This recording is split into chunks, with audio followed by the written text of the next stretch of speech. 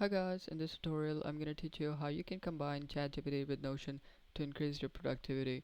So in order to combine ChatGPT with Zapier, you would have to use a third-party tool called Zapier.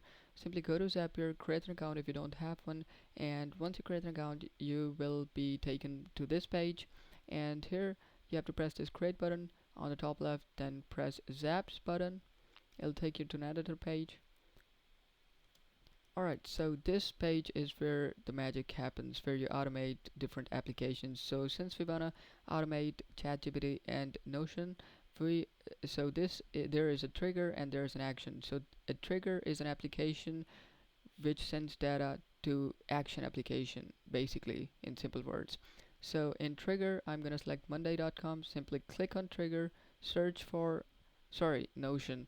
We're gonna use Notion, so simply search for Notion, and in the event you can select any event that should start this automation. So I want new database item to start this automation.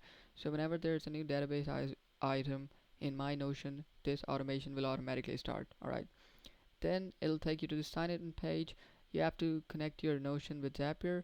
Simply press sign in and it'll open up this pop-up window, and you basically have to connect your account. My account is already connected, so that's perfect.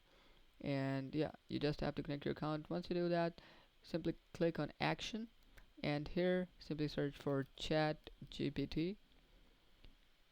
Here it is selected, and in the event you can analyze image, you can classify text or whatever, but I want to summarize text. So I'm gonna press continue. Again, it'll ask you to sign into your ChatGPT account this time.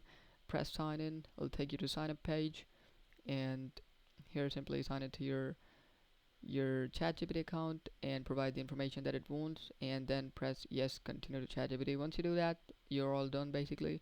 Now what you have to do is, once you connect your accounts and you link basically both of these two by doing what I just mentioned, you have to press this publish button on the top right corner to start your automation.